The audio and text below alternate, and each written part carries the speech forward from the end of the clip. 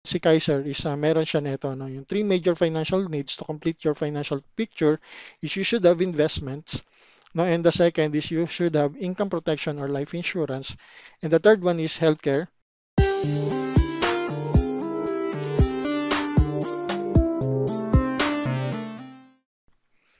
Hello, good evening, good morning, and good afternoon kung nasan ka mga bansa ngayon. And in this webinar, pag-uusapan natin yung Ultimate Kaiser Health Builder. This is a 3-in-1 healthcare savings plan from Kaiser International Health Group. So ang ating ambassadress sa Kaiser is no other than our megastar, Miss Sharon Coneta. And ano ba yung mga pag-uusapan natin dito sa Kaiser sa ating webinar? We will talk about the sandwich generation and the solid financial foundation, which is very vital in building our solid or our financial house. We will also talk about the complete financial plan, which is the 3-in-1 healthcare savings plan. And we will talk about the Kaiser International Healthcare, a brief background lang, and the Ultimate Kaiser Health Builder explanation of benefits. Why should you invest in Ultimate Kaiser Health Builder? And what are the four cornerstones of Ultimate Kaiser Health Builder? And first, we will talk about the generations. Meron tayong tinatawag na mga silent generation. Ito yung mga pinanganak ng 1928 to 1945, ages 75 to 92 years old. We also have what we call the boomers. Ito yung mga pinanganak ng 1946 to 1964, ages 56 to 74. And then meron tayong Generation X, born 1965 to 1980. Ito yung mga ages 40 to 55 years old. And then meron tayong mga millennials, pinanganak ng 1981 to 1996. So ang edad nila is 24 to 39 years old. And we have what we call the Generation Z. Ito naman yung pinanganak ng 1997 and onwards. Usually ang age nito is 23 years old and under. So bakit ba natin pinag-usapan itong mga generations? Because dito sila papasok sa sandwich generation. Dahil kung mapapansin ninyo dito sa picture, merong taong nasa sandwich na kumbaga palaman siya sa sandwich. No, bakit sandwich siya? Because itong silent generation and then yung boomers, ito usually yung mga parents natin or mga grandparents natin. And then we also have dito sa right side yung Generation Z. So, most likely, no, itong nasa gitna is nasa sandwich sila sa dalawang generation. So, ang ginagawa nila, sila yung nagiging responsible pa rin sa mga parents nila, no? Sila yung nagpo-provide for the food, medical expenses, etc. And likewise, ganun din sa kanilang mga anak, di ba? Kapag may sarili na silang family, so sila yung nagpo-provide doon. So ibig sabihin, dalawang responsibility yung inaako nila. Responsibility nila dito sa mga Generation Z and responsibility sa mga parents and yung mga grandparents natin. No, so tayo yung nasa sandwich or yung nasa sandwich is what we call the Generation X and the millennials, no? And this will cause a lot of problem, especially kapag na-hospitalize na si parents or or si grandparents, 'di ba? So ang laki ng pwedeng gastusin. And at the same time, etong mga bata is nag-aaral, 'di ba? May mga kailangan ng mga gamit sa school. So, ang dami nating responsibilities. So, para ano natin yan, ma-eliminate natin yung sandwich generation or para matapos yan. So, dapat tayo mismo ay mag-prepare for our future. And one of the best preparation that we can have is by having our long-term healthcare, which is what we will be discussing in the next few slides. Alright? And then meron tayong tinatawag naman na solid financial foundation. This is a very powerful concept. This will be our guide, no, in building our financial house.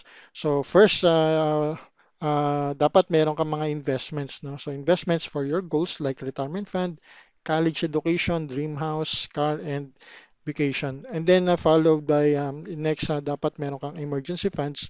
Ito naman ay equivalent to 3 to 6 months of total expenses. So for example, ang expenses mo sa loob ng isang buwan is 10,000. So at least meron kang 30,000 to 60,000 na nakalagay sa savings account for your emergency funds. Okay, so halimbawa nawalan ka ng trabaho, meron kang 3 to 6 months para makasurvive.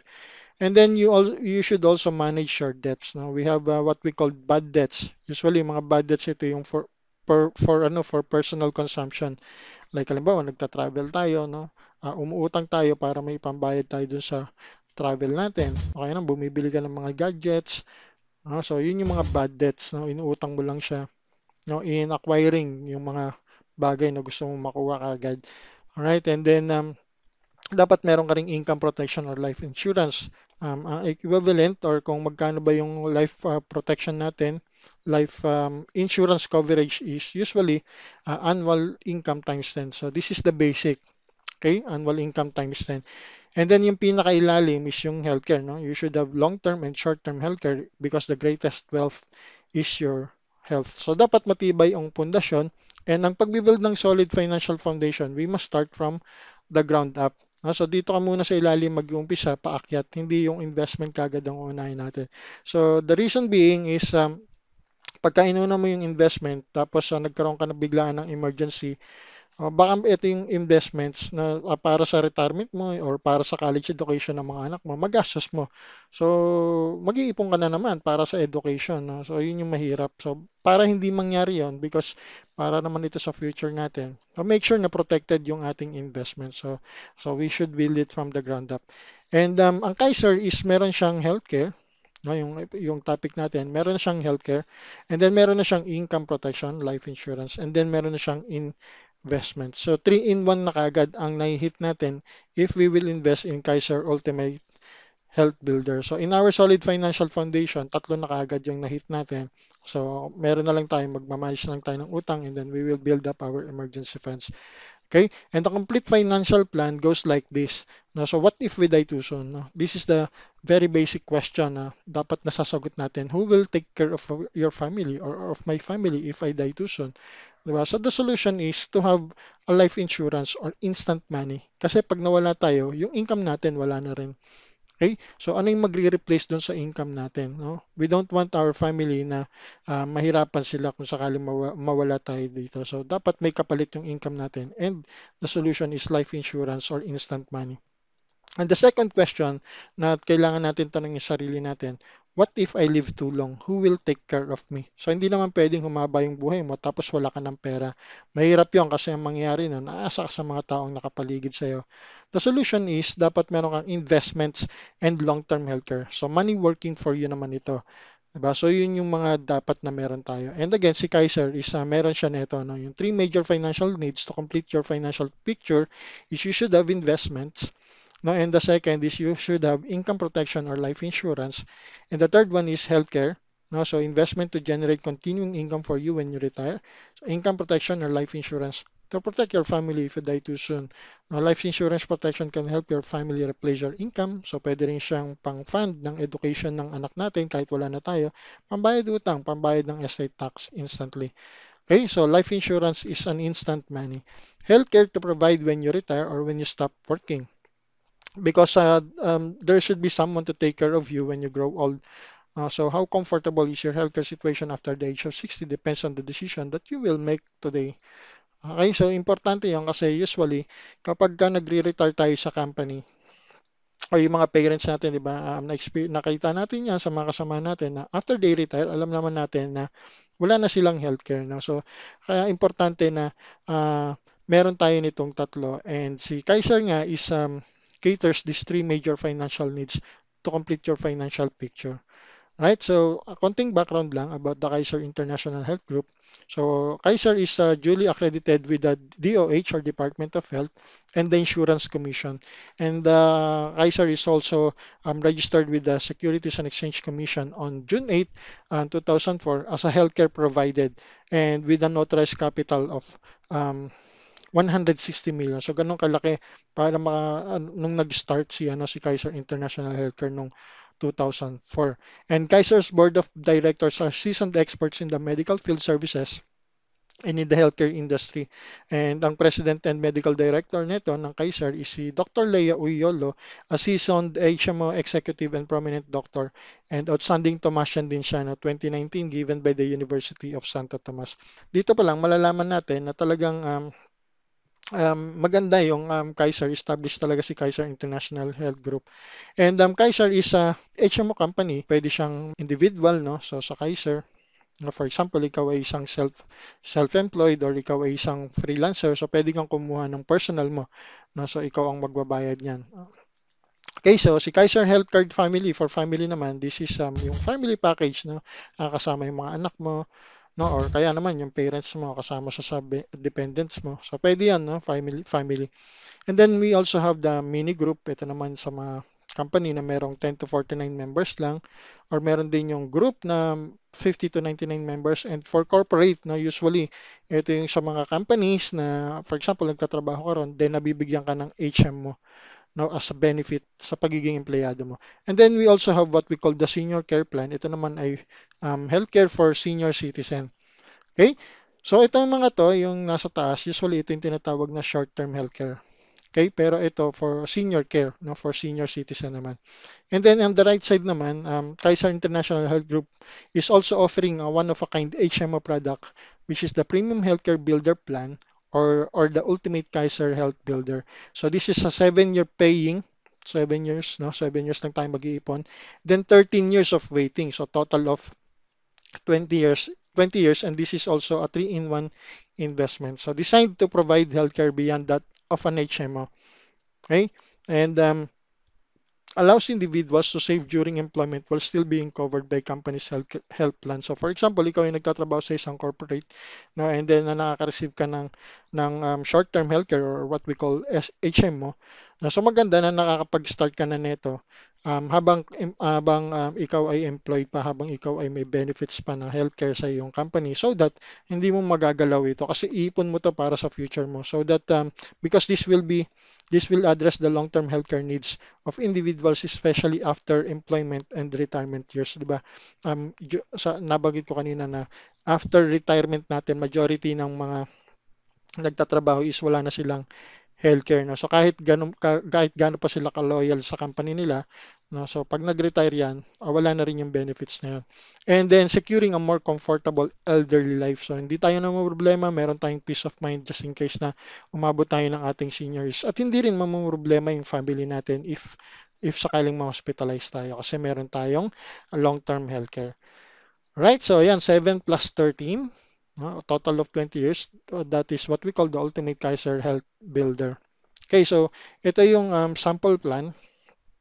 No, sample lang to. Ang plan na to is, ang tawag is K100. Alright, and then meron siyang model membership fee of 58,821.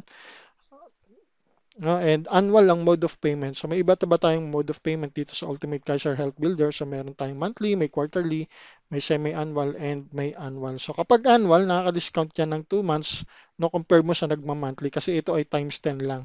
So 2 months siya na discount mo. So kapag multiply mo tong annual by 7, kasi 7 years tayo mag-iipon. So yun yung total membership fee natin or contract price. So 411,750 pesos. And then meron tayo ditong 500 pesos na policy fee every year. Okay? So 7 years ka mag-iipon. For example, ito nag-start siya ng 22. Then 7 years, after 7 years, 29 years old na siya. Then maghihintay na lang siya for the plan to mature. So pagdating niya ng 42 years old, so may mga settlement options na yan. So, and ano yung mga benefits during the paying period or during sa pag-iipon? And ano naman yung mga benefits habang naghihintay siya dito, no, yung 13 years. No, and then yung mga settlement options natin. So, yun yung i-cover natin sa mga next topic natin. Alright? So, accumulation healthcare coverage period, ito yung from first to 7th year. Ano yung mga benefits na pwede nating makuha rito? So, number 1, yung annual physical exam to be administered by an accredited clinic. So, ang Kaiser is accredited yan sa a lot of hospitals in the Philippines. Alright, and then ang cover nito ng EP is physical examination, chest x-ray, so routine fecalysis or yung stool, routine urinalysis or yung urine natin, di ba, tinitest yan, and then yung CBC. Then meron naman tayong ECG for members above 35 and pap smear for female members above 35 years old as required. Okay, so number 2, yung dental benefits. Yan, so yung dental benefits natin, unlimited dental checkups, unlimited simple tooth extraction. Yan, yung papabunot ka ng ngipin. And once a year, free dental prophylaxis or yung magpapalinis ka. And then merong recementation of jacket, crowns, inlays, onlays na, so yung mga pasta. And then minor adjustment of dentures. So yan yung dental benefits natin. Next, number 3 is basic health benefits. So nandito naman yung mga accredited natin na physician's fee, specialist fee, surgeon's fee, anesthesiologist fee, no, and then meron ding bayad for operating room and yung hospital intensive care. Number 4 is yung member's choice of room and board up to 1,000 no, pesos per day. And then number 5 naman is yung hospital benefit limit of 60,000 per year after full payment of the first year of the total premium.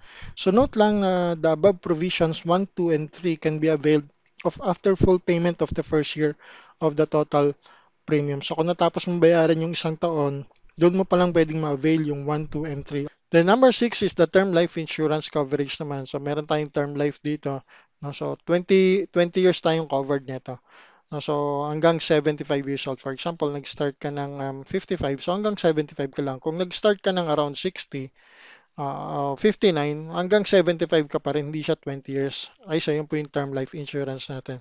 But the moment you start is covered ka na ng term life insurance coverage for the next 20 years.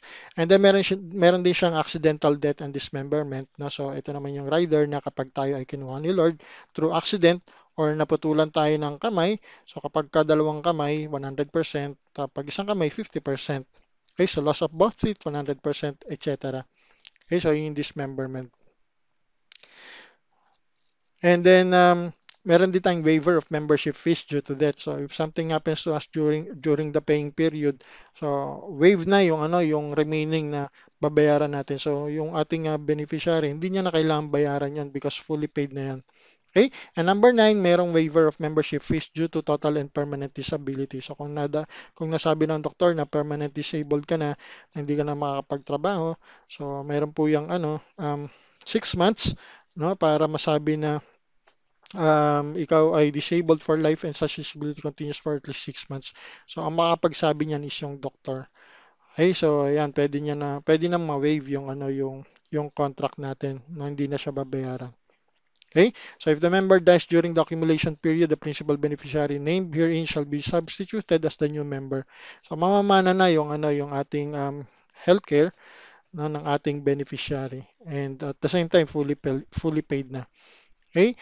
And number 10, pwede rin siyang family assistance service. So policy should be in active status and plan should have completed at least 1 year payment. So para ma-avail mo yung family assistance service, ayan, so kailangan active ka. So, tuloy-tuloy ka nagbabayad. And then, at least 1 year kang nakapagbayad na sa Kaiser. And then, nominated patient must be an immediate family member only no, of the policyholder or within the first degree of consanguinity.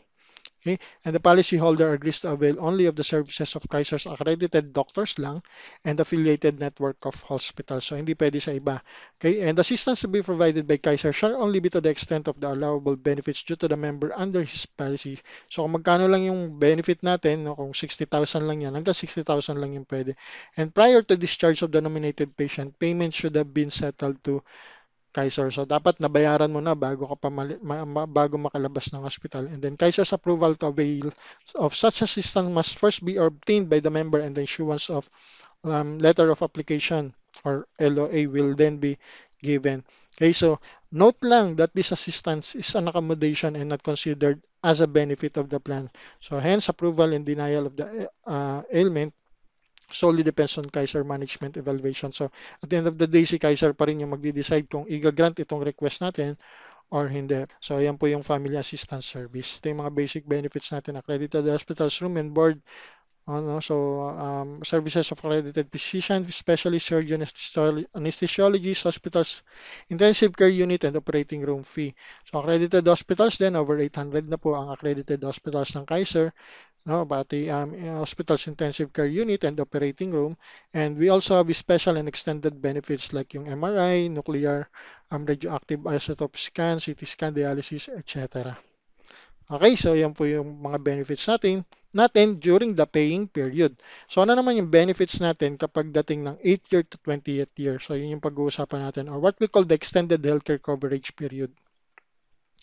So number 1 is the long-term care benefit value. So this is a guaranteed amount kapag matapos mo yung 20 years So, maubos man yung pera mo, fully utilized man yan or hindi, meron kang guaranteed na makukuha. So, number two, yung tinatawag naman yearly healthcare hospital benefit limit. So, 10% of the long-term care benefit value earned starting from the end of the accumulation period and every year thereafter up to the 20th year. So, ibig sabihin, yung pera mo na naipon doon, so tumutubo na yun ng around yung 10% ng long-term care benefit mo, which is nandito, 10% yan, nadadagdag sa pera mo, plus may interest pa siya. Long-term healthcare experience incentive hospital benefit limit. So ito naman yung ibabalik sa iyo na pera, no, 85%. No, kapag hindi mo nagamit yung allotted budget sa iyo dun sa loob ng 7 years. Okay, so lifetime network access, so as long as hindi mo pinupull out yung account mo rito. So lifetime ka na merong access sa ating mga Kaiser accredited hospitals, um, doctors. Okay, and cost-free health benefits will return of membership fee for non-utilization. So lahat ng hindi mo nagamit, ibabalik sa iyo yan at the end of 20th year. Okay, and additional yearly healthcare hospital benefit. So it is a benefit other than the yearly healthcare hospital benefit limit at the end of the accumulation period and every year thereafter up to the 20th year. So contract year, provided Kaiser investment earnings is higher than 6% um, per annum. So, ito naman yung dividendo, no? So, kumikita kasi yung ating investment dito, lumalago siya ng lumalago. No, as long as kinikita ng Kaiser is more than 6% per annum. So, ganun kaganda yung long-term healthcare mo. So, nag-iipon ka lang, tapos kumikita pa siya pagkatapos mo mag-ipon. Ayan, so ito yung annual health benefit natin. So outpatient benefit, inpatient benefit, pre-existing kasama na yan, no, kapag katapos ng paying period or during the extended period. And then maternity benefit, dental benefit, annual health benefit plus the additional health benefit. And then yung long-term care value, benefit value mo. So pagdating ng 20th year, ito yan yung 100,000 pesos. Okay? And yung long-term healthcare experience incentive hospital benefit limit. So ito yung 85% ibabalik sa atin. And then yung additional yearly healthcare benefit or health benefit limit. So ito naman yun. Ito yung dividendo natin. Okay? So yan po yung ano natin, yung during the extended period. Okay, so ito naman yung mga pre-existing medical condition. No? So ano ba yung mga pre-existing? Those illnesses or injuries considered to be in existence prior to the effective date of the contract. So kung meron ka ng mga sakit or injuries before ka pa nag-apply ng Kaiser, okay, so yun yung mga tinatawag na pre-existing. And pangalawa, such illness or condition was in any way evident to the member before the effective date of the contract. No? So ito yung mga kitang-kita naman talaga na meron kang illnesses or condition bago ka nagpirma ng contract. And any professional advice or treatment was given for such illness or condition. And the next one is the pathogenesis of such illness or condition started whether or not the member is aware of it.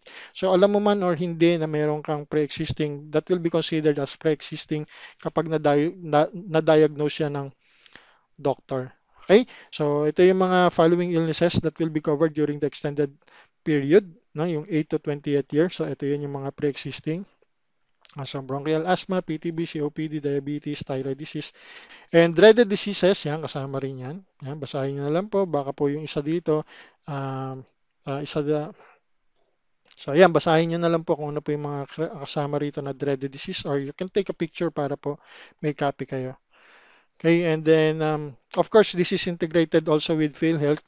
So your PhilHealth benefit is integrated with Kaiser. Once admitted, you will be advised to file your PhilHealth reimbursement form. The PhilHealth reimbursement form due shall be deducted from the total hospital bill. So una yung PhilHealth. Kung wala kang PhilHealth, ikaw magbabayad ng portion ng PhilHealth, di ba? So Kaiser members without PhilHealth membership shall shoulder and pay the corresponding portion of PhilHealth. Grace period, kapag ka due date mo na, so meron ka pang grace period para makapagbayad pa. So if payment is made after the grace period, the contract shall be considered as lapse. However, the owner shall be given a grace period of 30 days, or 1 month to pay the due installment benefits that may be provided to the member only after the due installment is paid. Ay, so 30 days po yung ating grace period. And then reinstatement, so we have two ways to reinstate. So for example, ikaw ay naglapse, ibig sabihin inactive na yung iyong Kaiser. So there are two ways para makapag-reinstate ka or ma-activate mo uli yung iyong Kaiser. So number one is yung update. So member will pay the premiums due on all the missed months plus surcharge of 1.5% per month or 18% per year from the date of each unpaid installment. So meron siyang surcharge. Okay, babayaran mo yung na-miss na months, then plus the surcharge.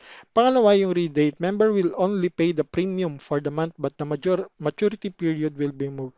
So kung nag-redate ka, babayaran mo lang yung current na month and then mauusog yung maturity period mo kung ilang months yung na-miss mo. Okay, so mag-a-adjust lang. Requirements para makapag-reinstate, reinstatement application form plus yung reinstatement fee of 300 pesos. So can be done within 2 years of the first unpaid due date. Okay, so ibig sabihin, kung after 2 years kang hindi nakabayad, terminated na yung contract natin. So totally, wala nang silbi yung ating plan doon. Wala na tayong makuha. So sayang, wag natin paabutin ng 2 years. No? So make sure na tapusin natin yung Kaiser natin because this will really benefit us no, pagdating sa future. And the member shall be considered a new applicant subject to pre-existing conditions and for purposes of contestability of insurance coverage and to any other requirements for a new applicant for membership in effect at that time. So kapag nag-lapse ka, no, tapos nag-reinstate ka, yung contestability is back to zero uli siya.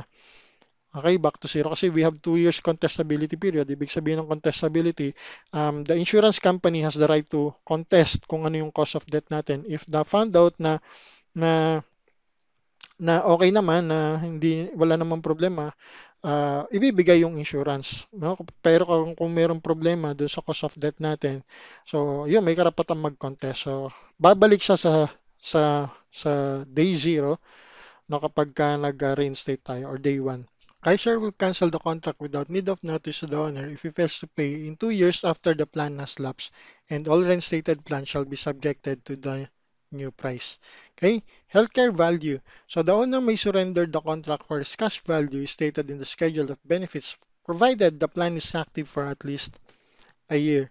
So ito hindi ko rin ni-recommend because kapag isa-surrender mo yung iyong Kaiser plan is maliit lang no, yung makukuha mo. Pero yan, makikita mo yung healthcare value niyan doon um, sa sa iyong portal. Nandoon siya nakalagay sa schedule of benefits. And transferability of the Kaiser Ultimate Health Builder. So is it transferable or can it be assigned? Yes, the benefits under the Kaiser Ultimate Health Builder plan may be transferred or assigned by the member provided that during his or lifetime the member appoints in writing the principal beneficiary who shall receive all remaining outstanding benefits under the said plan in the event of his or her death. So, kapag ka nag-fill out ka ng application form, ilalagay mo doon yung mga beneficiaries mo. So, 4 yung pwede mong ilagay doon. And then, yung kung sino yung number 1, siya po yung principal beneficiary. So, siya po yung makaka-receive ng iyong healthcare plan or sa kanya matatransfer if tayo ay kinuha ni Lord. Okay? And however, the Kaiser Ultimate Health Builder plan itself cannot be sold, assigned, or transferred to any third party, nor payment of membership fee be assumed by said third party. So, hindi po to pwedeng ipasalo, no, in short, or i-assign sa iba. And what are the benefits that can be received by the principal beneficiary? So, kung sakaling kunin ni Lord at mabibigay na sa principal beneficiary, ito po yung makukuha ng principal beneficiary. Yearly healthcare benefit value, the long-term care benefit value, long-term healthcare experience incentive, additional healthcare hospital benefit limit provided that investment earnings of the company is higher than 6% per annum, and the above benefits can be utilized by the principal beneficiary for his or her own health or medical benefits. So meaning to say, kung ano yung kung ano yung mga benefits mo sa Kaiser, yun lahat matatransfer yan sa ating primary beneficiary in case na kunin tayo ni Lord. So ang mawawala lang is yung insurance part because makukuha na kaagad yun eh. Ano ng mga beneficiaries natin kapag kinuha tayo ni Lord. Alright, and upgrading of plan and mode of payment. So plan can be upgraded within 30 days after its effectivity date. So you will just need to fill out the amendment form, then payment of processing fee 300 pesos, and then payment of additional installment corresponding to updated plan. So within 30 days lang, no, kapag na-approve na yung policy mo, doon ka lang pwedeng mag-upgrade. Kaya make sure na kung mag-upgrade ka, mahabol mo within 30 days kasi hindi na pwedeng taasan yan. No? O kaya naman, before ka kumuha, mag-decide ka kung ano yung plan na nararapat para sa'yo. Okay? And mode of payment can be upgraded anytime after completion of its respective cycle. So if within 30 days after purchase, mag-fill out ka lang ng amendment form and then yung payment of additional installment due corresponding to the amount of the updated mode of payment. No, kapag ka more than 30 days ka naman, ang madadagdag lang is yung 300 pesos na processing fee. And downgrading of plan and mode of payment is not allowed. So please take note of this. No? Hindi na kayo pwedeng downgrade ng mode of payment or ng plan ninyo. Kaya make sure talaga na yung kukunin ninyo is yun yung goal ninyo o kaya depende dun sa budget natin. And eligibility, so ang Kaiser po is pwede po sa 10 years old hanggang 60 years old po yan. Okay, so ang investment minimum for ages 10 to 40 years old is 2647. Pagka 41 to 50 years old ka is 3529 per month for 7 years. And then 51 to 60 years old is 4412 per month for 7 years. So this is the minimum. No? So again, magdi-decide tayo ng Kaiser plan natin. Depende po sa target natin or sa goal natin. For example, kung may target kayo na 1 million pagdating ng 60 years old, so may ano po tayo, makikita po natin yung kung paano natin or mako-compute natin yan, malalaman natin kung anong plan yung nararapat sa inyo. So depende po sa goal ninyo. And then pag-usapan na natin yung total health benefits. No, ito yung settlement options. Ano yung mga pwede natin gawin after ng 20th year. Okay, so total health benefits at the end of the extended period, members enjoys is benefit which is the sum of all benefits under the Kaiser Premium Health Builder. So lahat-lahat pwede mo nang ma-enjoy no yung mga natitirang pera doon na hindi mo nagamit. Pwede mo na siyang ma-enjoy. So we have settlement options. So option number 1, continue mo yung health benefits with term life insurance. So insured ka pa rin kung gusto mo, no? Itutuloy-tuloy mo lang. So this option will give you the following benefits. So ibig sabihin nito, wala kang gagalawin sa pera mo, hindi ka mag-withdraw, itutuloy mo lang siya. Iiwanan mo lang yung pera mo doon. Okay, so meron kang continued term life insurance up to the age of 80 equivalent to at least 50% of the total health benefits but will not exceed the 2 million face amount. Okay? And pangalawa, coverage on all pre-existing conditions up to the total health benefits. So kung magkano na yung health benefits mo na nandoon hanggang ganun yung pwedeng i-cover sa mga all pre-existing conditions. And then meron kang free na annual physical examination through Kaiser Medical Center. So every year, di ba, makakalibre ka. So malaking bagay yon kapag ka hindi mo pinull out yung account mo. Then letter D, unlimited consultations. Free na rin ito with all branches of clinics of Kaiser Medical Center. And then, of course, may access ka pa rin kasi hindi mo siya pinull out. So, sa lahat ng Kaiser accredited hospitals, clinics, and mga doctors natin. And then, meron ka pa rin dental benefits for free to our accredited dental service provider. And yung continued health benefits with yearly increment depending on the prevailing market but in no case less than 3% per annum. So, ibig sabihin, yung pera mo, hindi naman nalulugi, no? At hindi siya bababa ng 3% per annum kung kikita yan. Okay? So, ganun kaganda yung Kaiser mo. So, maganda na iwanan mo lang kasi kung hindi mo pa naman kailangan, kikita pa siya ng kikita. Okay? So, option number 2, ito naman yung continued health benefits with yearly increment.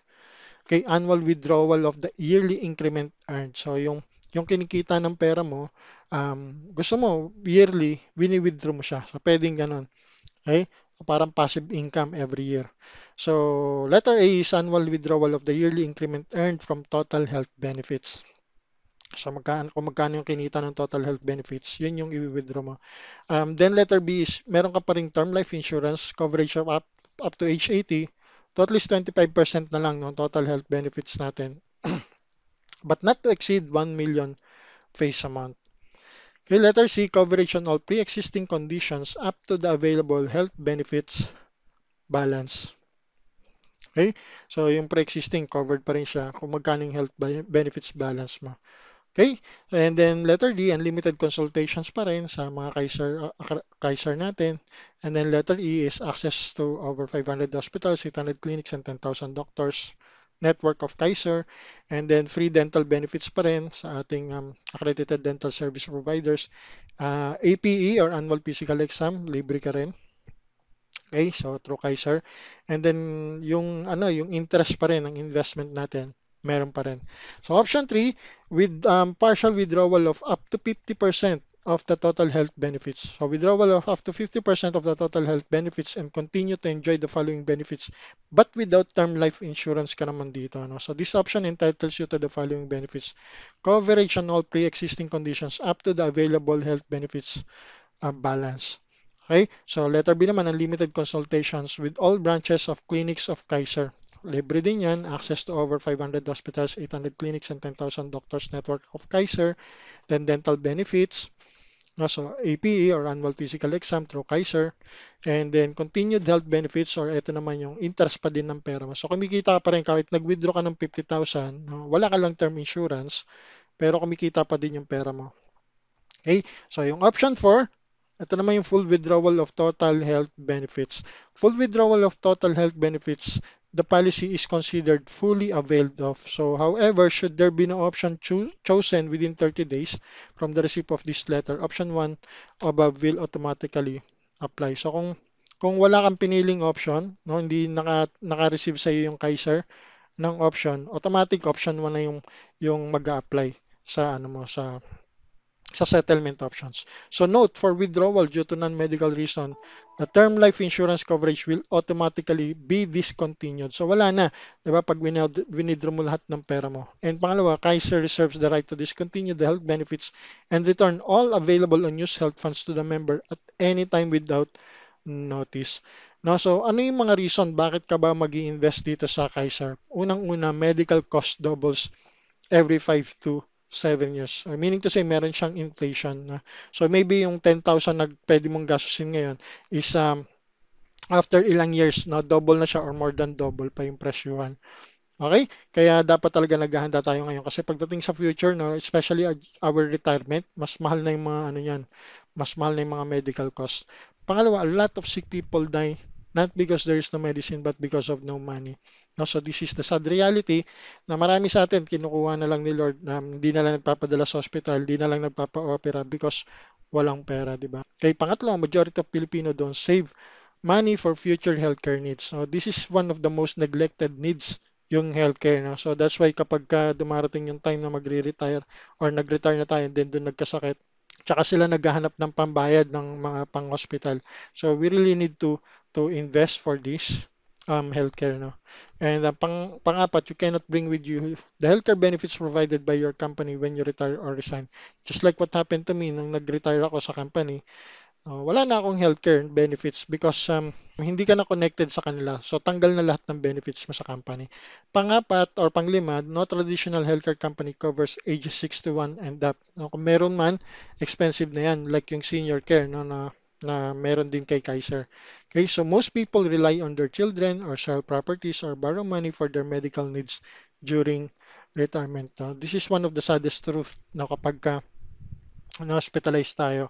So it's either aasa tayo sa mga anak natin or yung mga properties natin kahit ayaw nating ibenta yon, ibebenta natin yon at ibebenta natin ng palugi. O kaya naman, yung pinaka-worst is nangungutang na tayo for our medical needs during retirement. Pampito is majority of personal bankruptcy is due to medical crisis. So marami na tayong narinig na story na ang daming naubos na pera because of medical crisis. So wag na nating hintayin na mangyari pa sa atin 'yon. So dapat pagandaan talaga natin yung ating healthcare for our senior years, no? Because which situation would you choose ba? Kung ikaw ang ma-hospitalize, ikaw ba yung nandito sa magandang room, 'di ba? Yung malinis, aircon siya, tapos solo mo yung kwarto, no? May mga dadalaw sa rito, definitely marami. Okay, o kaya naman dito sa kabila.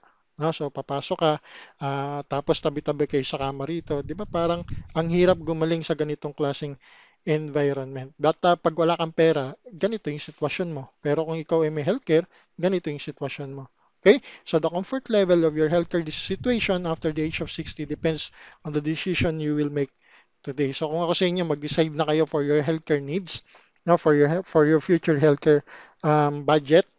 No? So, mag-decide kayo na mag-invest sa Kaiser Long-Term Healthcare or what we call the ultimate Kaiser Health Builder. Okay? So, final test of a good healthcare para masabi ninyo na maganda yung healthcare na kukunin nyo. pwede nyo magamit ngayon, no? So short-term healthcare, you can use it now. So kung na-hospitalize ka, pwede mo siyang ibayad. So ang Kaiser long-term healthcare ay pwede mong magamit yan ngayon. Kung sakaling ma-hospitalize ka, di ba, mayroon siyang yearly health benefit limit, di ba? And next, long-term healthcare, you can use it later, no? So kung hindi mo nagamit yan ngayon dahil naging healthy ka, pagdating mo ng senior years, doon ka na hospitalize, pwede mo siyang magamit because yung pera mo rito, naiipon at lumalago lang, no? So may budget ka talaga for your long-term healthcare needs. And if something happens to you, meron siyang life insurance na kung kunin tayo ng maaga ni Lord, merong death benefits, may makukuha yung family natin. So I explained it earlier na merong waiver, no, kapag during paying period, tapos may makukuha yung family natin na life insurance. And at the same time, yung transferability ng ating Kaiser mapupunta ron sa primary beneficiary natin. So yung inipon natin ng ilang taon, walang tapon, no, if something happens to us or humaba yung buhay natin. And pinaka last, no, final test of a good healthcare is yung savings and investment natin, no? Yung inipon nating pera dito is nag-grow siya. Meron siyang money growth. So yun yung maganda sa Kaiser Long-Term Healthcare.